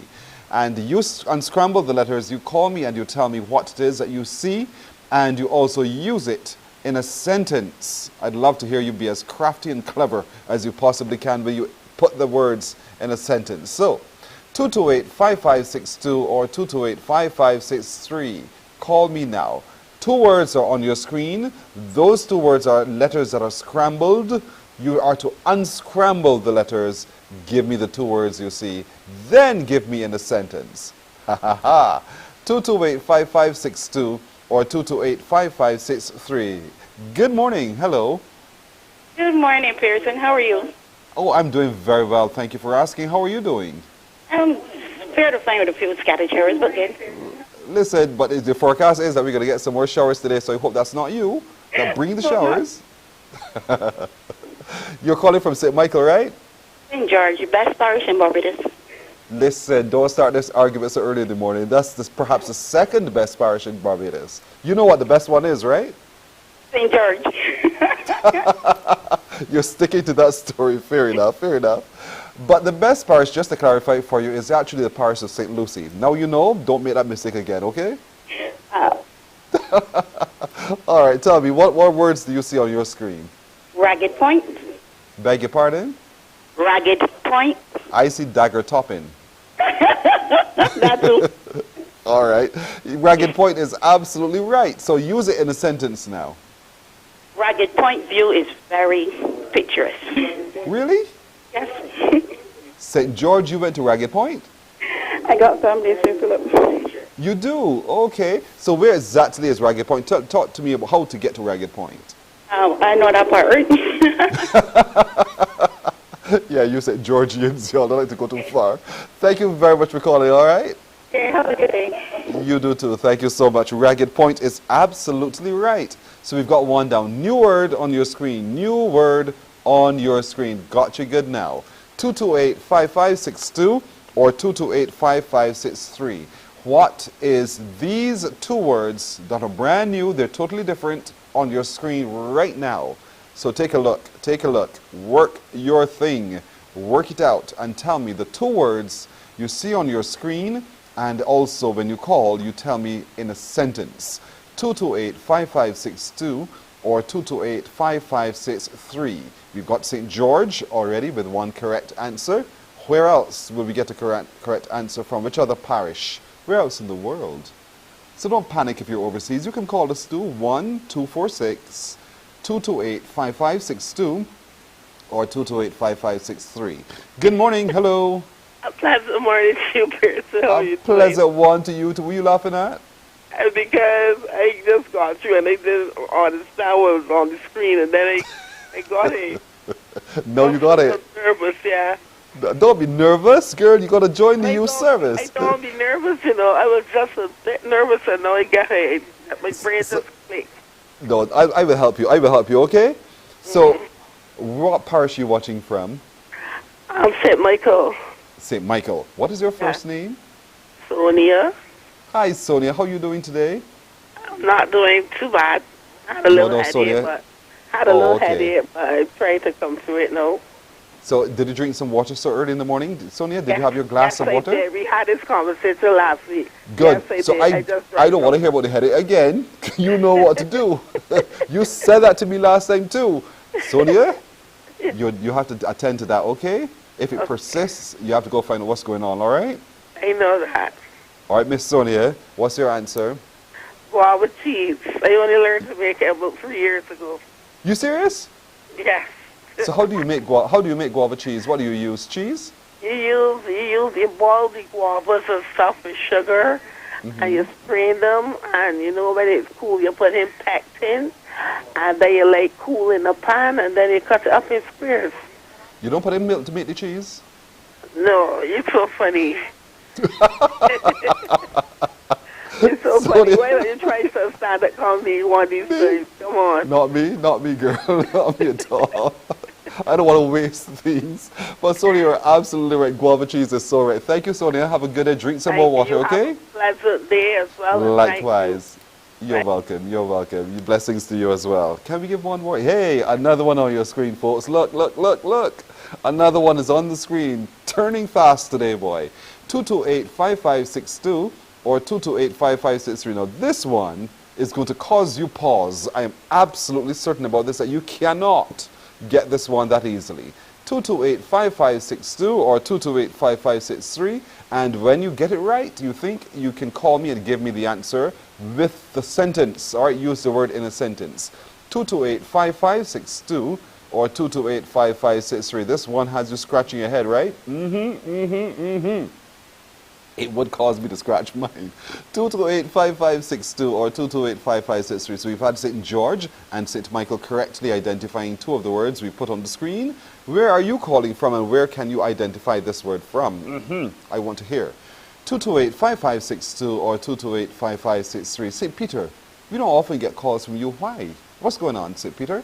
Call us too. What about you, St. Andrew? You guys are shying away. Don't do that. Don't do that. Call me too. St. Philip, you can call as well. Thank you so much for trying, but keep trying hard. Work it out. 228-5562 or 228-5563. And let me know the word that you see when you put the words in particular, letters in order. Good morning. Hello. Good morning. Hello. How are you doing? I'm great. Oh, wonderful to hear that. And what's your first name and the parish you're watching from? Althea, and I'm calling from St. Philip. Althea of St. Philip. I call you out, Althea. Thank you for calling through. So, do you know where Ragged Point is? Yes, please.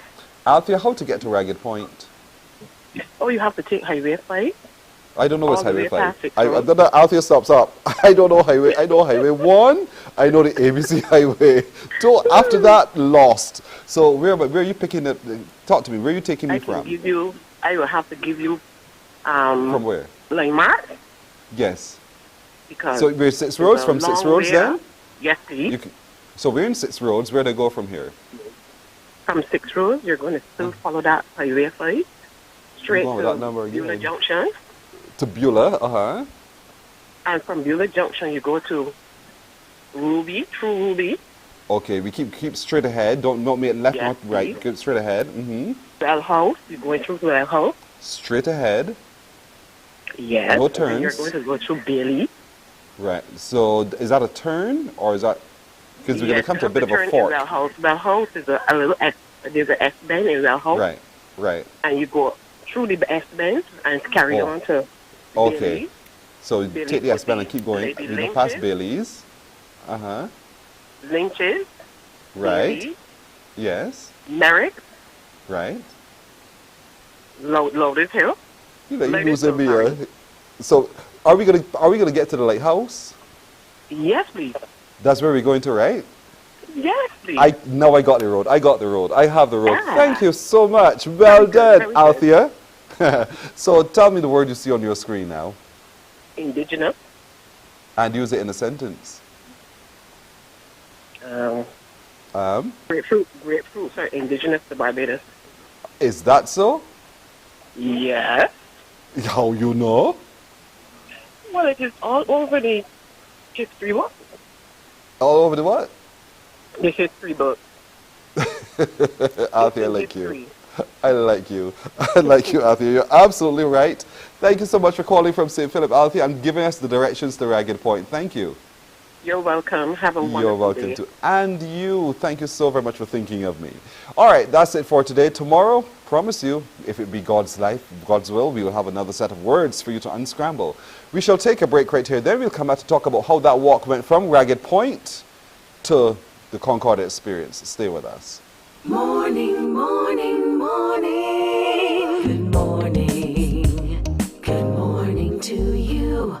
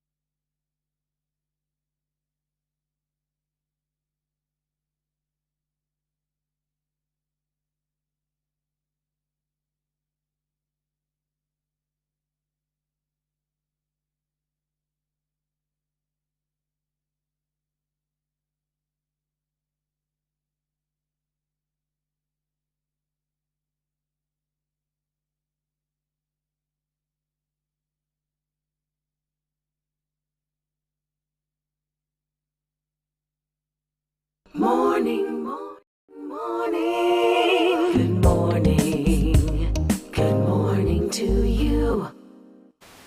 24 and a half minutes now to go to 8 o'clock. We are walking the talk. You got to believe it. We can talk a lot. Let's put our feet to the action now. Let's start to walk the talk.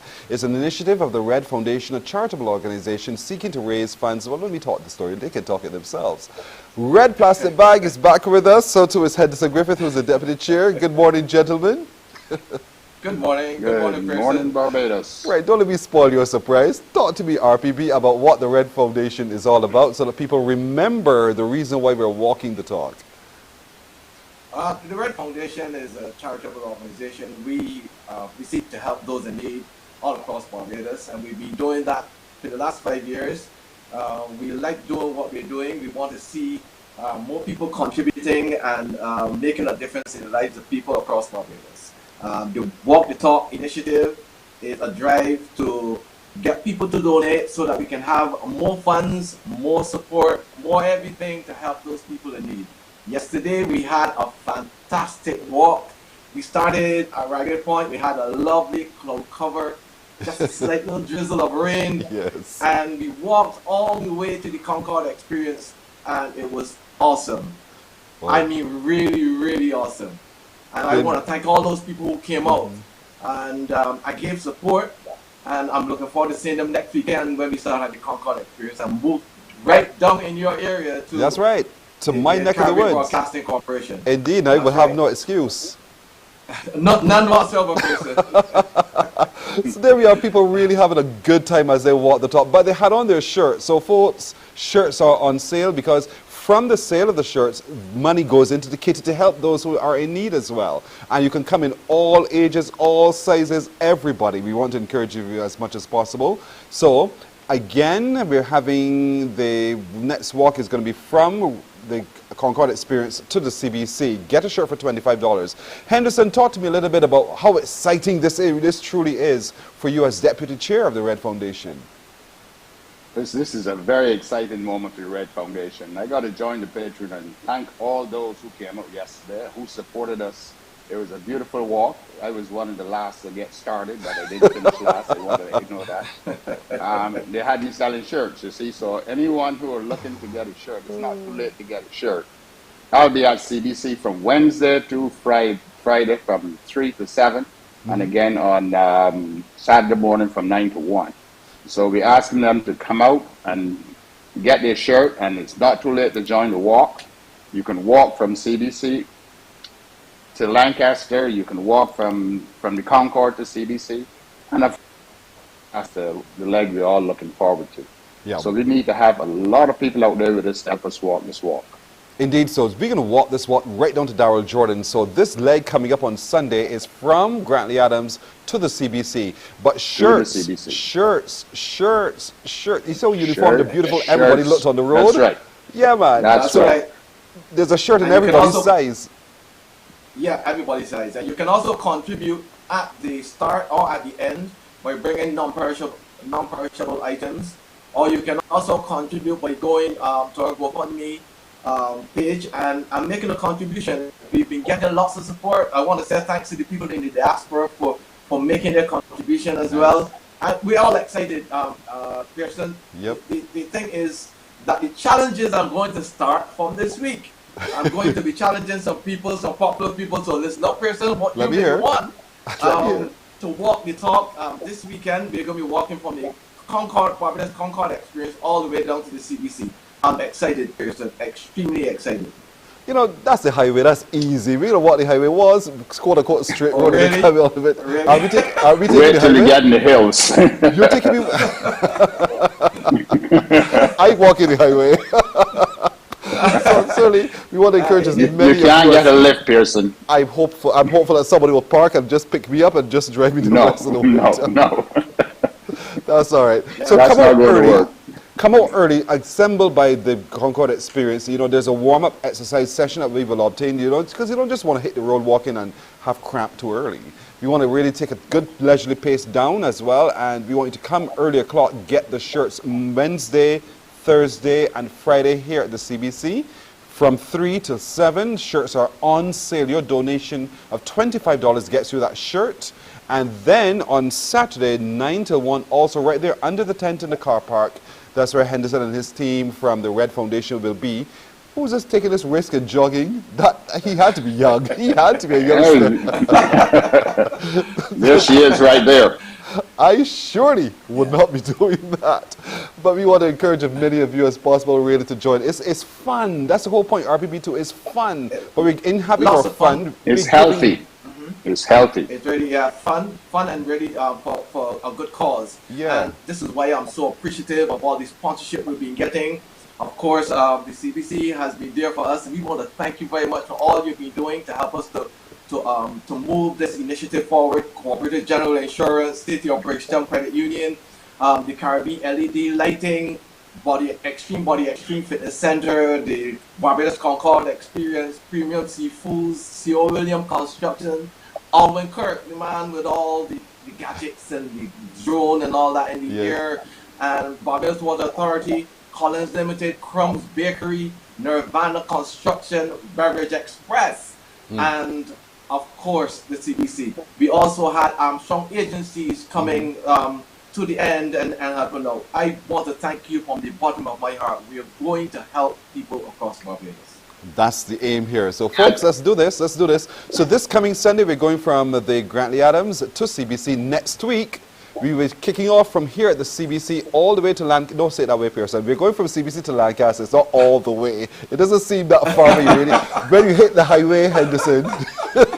That's right. When you hit the highway and you'd walk and you talk before you know you're at the end. You're there. You know. You're there. But I want to re-emphasize something that our patron said, and that is I want to encourage all those, especially in the diaspora, to go to the GoFundMe and make a donation to this cause. This is a very worthy cause.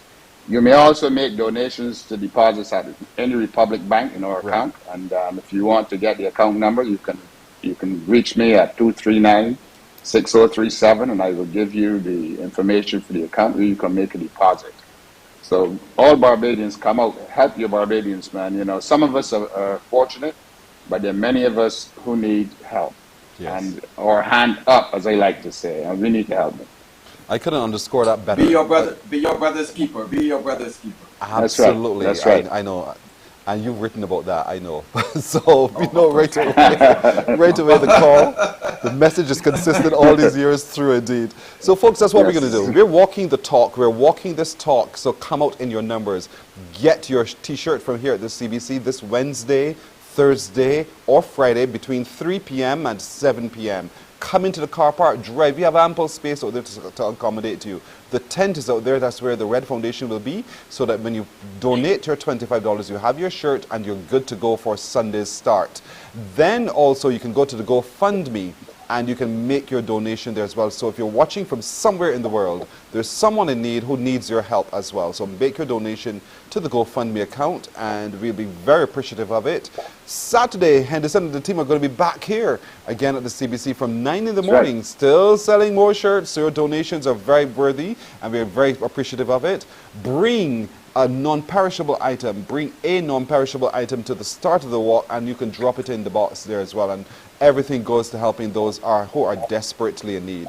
That's this Sunday from Grantley Adams to CBC, next Sunday from CBC to Lancaster, and the last leg is from Lancaster to Darrell Jordan Secondary, where we wrap it all up, but each time we're starting at 6 o'clock in the morning, so wake up early and get over here early. Let's start cracking, folks. Let's walk the talk. Right. Indeed.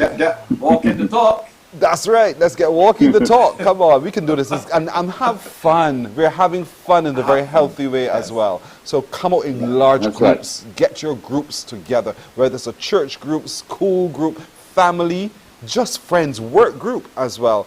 Get the groups together. Let's walk the talk. Let's fill the roads with human traffic as we make our way down to Darrell Jordan, starting this Sunday from Grantley Adams to the CBC. Thank you, gentlemen. I just want to remind you, Pearson, that that on the 10th is Caribbean Wellness Day. So hey, you know, this walk helps in that regard as well with getting physically ready. I mean, of course, wellness is more is bigger than that, but the walk helps. with your physical fitness. Absolutely, couldn't say it better. RPB and Henderson, thank you so much, gentlemen, for joining us, and may the Lords be with you as you walk from Grantley Adams. As you walk. To the CBC. We're challenging all personalities, we're challenging all of you influencers, we're challenging all of you leaders to join Walk the Talk. Come on, let's walk the talk. We can talk real pretty. Let's walk the talk now.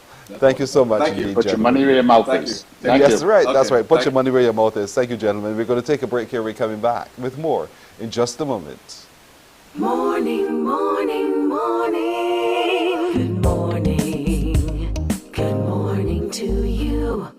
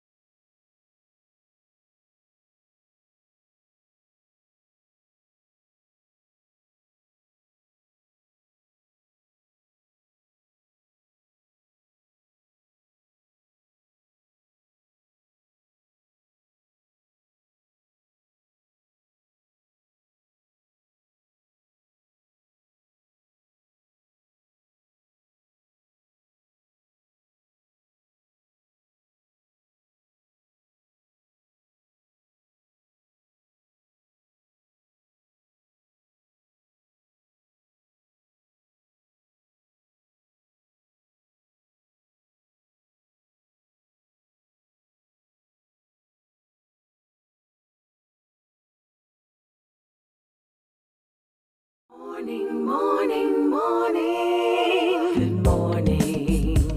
Good morning to you.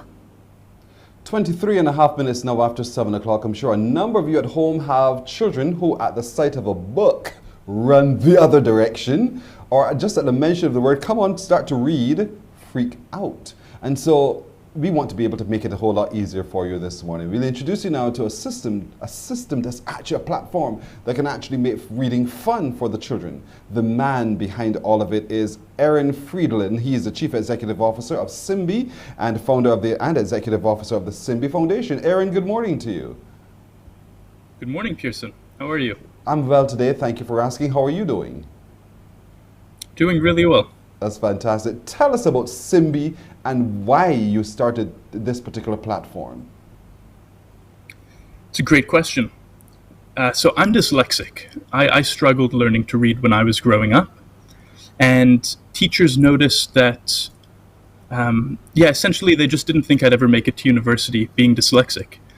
And they discovered that actually if I read books and listened to those same audiobooks, so imagine you're reading a book and listening to the audio at the same time, that could help teach me to read.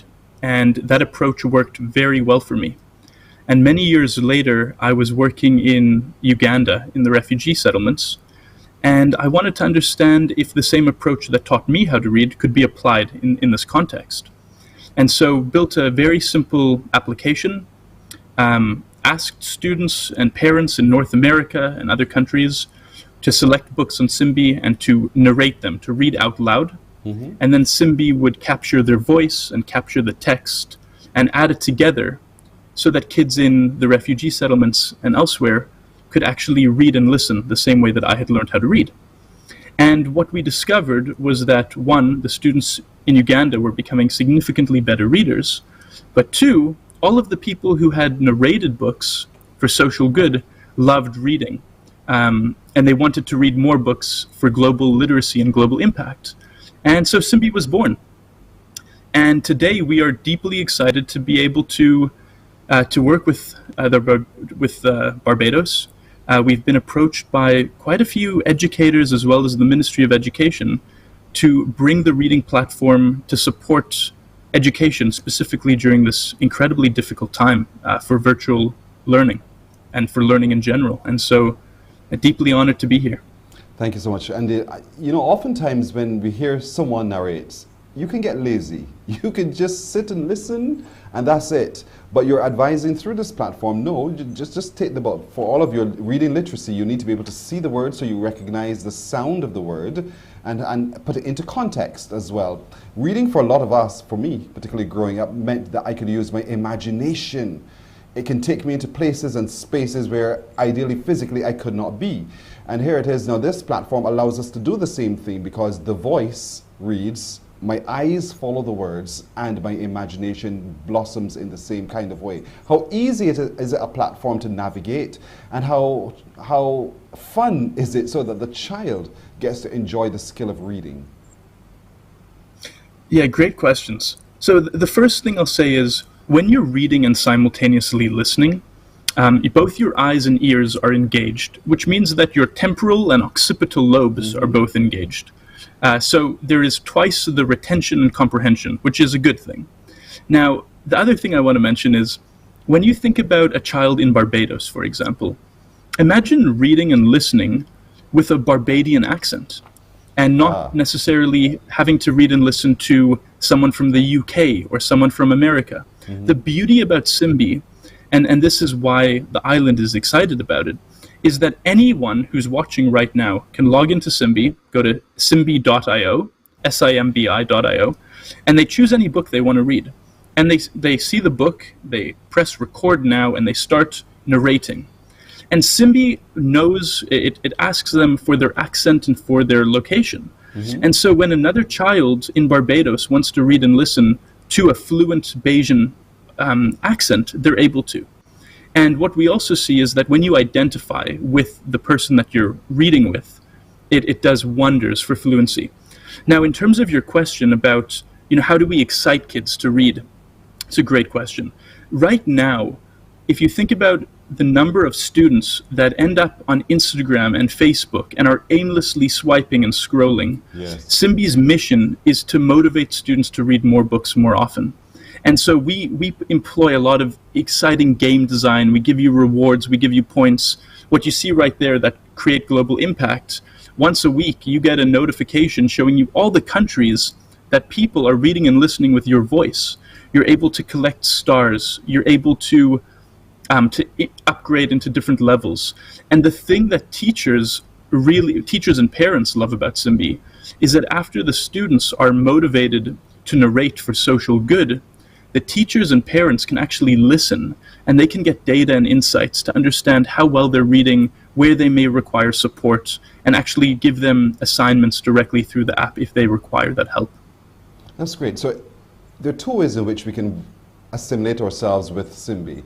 We can read into it, record it, and make it available for others to hear us, or we can access it and listen to others while they read and eventually become confident and bold enough to be able ourselves to record for other people to read in our accent or native tongue.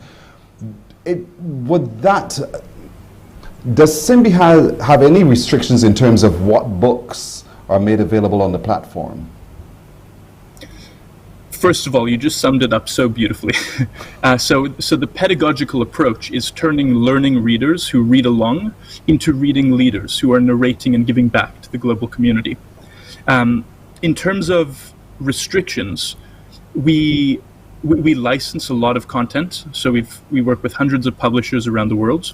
We also create a lot of content. And on top of that, actually on November 16th, this coming Tuesday, we are doing an amazing workshop with many Bayesian authors and artists. And so if you go to simbi.io/events, if anyone's interested in getting their content onto the platform, please check it out. And we'd love to have you and your content on it. That's fantastic. I mean, that's a wonderful opportunity for any author on the island to have exposure for sure for their literary works. So we go to Simbi, simbi.io/events, and you can speak to you and make arrangements to have my work uploaded onto the site as well, and for people to hear it as they do as well. Yes. And Pearson, I just want to tell you, you have such a lovely voice, and the Morning Barbados has such a wonderful tone to it. that I would love to hear your voice in one of these books, possibly with Morning Barbados playing in the background. Aaron? Thank you, but that's another matter for discussion a little later on. So help me understand now how you're actually going to move this technology into our education system, because it's so vital, it's so necessary, so needed. I can see how it works in the home environment, one-on-one parent and child, but how does it integrate now into our education system? Yeah, that's a great question. It really starts with educators, and it starts with educators seeing the benefit. So Simbi is traditionally used by schools and school districts, where we have hundreds of schools in a school district will adopt the platform. And really the objective here is to just provide Bayesian educators with as much value as we possibly can. We recognize that it is an exceedingly difficult time to be an educator and to be a student. And so the next steps at this point are working with more educators and ultimately bringing it to the ministry level. And so it looks like in the not too distant future, Simbi will be available countrywide, and that's kind of the direction that we're hoping to move in. This is really brilliant work, and I really hope that parents, teachers, educators, everyone just embraces it enough. And I see here that you're looking eventually at one point in time to having readathons. I know Sandy Field-Kelman is so passionate about that at some stage we can all sit together in a space and we just read till thy kingdom come and enjoy the art of reading. And that's what you're hoping to do here, to create that space in our minds, in our consciousness, where we see reading not to be a chore, but to be something to be enjoyed. But most of all, it's for lifelong living. It teaches you a whole lot. And I commend this to all today. So again, it's simbi.io. That's the website to which you go. See and read, know more about what happens there with the application, the platform. But most of all, for those of you who have literary works and you want to be a part of it as well as a publisher and author, just remember simbi.io/events and start the process of getting your work on the platform as well. It's absolutely free to everyone. We can all be a part of it coming up on Tuesday. Aaron Friedland, thank you so much for joining us this morning. Did you want to say something? I just wanted to specifically thank the Barbados Association of Reading and Read for Life, who have moved this initiative forward and who approached us originally, and without them we wouldn't be here. So to both those organizations, thank you. And Pearson, thank you. Really a pleasure. Welcome. You're welcome. A pleasure for myself too. When I'm done here, I'm going online. I'll check it out myself. I need to see how it works. I need to hear how it works. I need to experience it. And I want to encourage everyone as well to go out there and experience it for themselves. Ta-da! Here I am. Once again, I just snapped and changed locations and everything as well. But as you could tell, that was one that we pulled up again because you needed to hear about it again. Simbi.io is a wonderful application to assist you with your child who is having some reading deficiencies. Aaron himself, being dyslexic, can speak to the value that it brought to his experience as well, though he's the one who helped to develop it too, because of his experience. simbi.io. School is going to be resuming shortly, and so that's one other tool in your arsenal to help your child develop the skill of reading and communicating and comprehending as well. Well, that's it for today. Thank you so much for joining us. My producer has been Nadia Foster, technical director Ruel Ford at Sound, Michael Sobers, and Master Control, Tamisha Green and Pearson Bowen. For each of them, to all of you, we say thank you. We'll see you again tomorrow. Bye-bye. Wake up.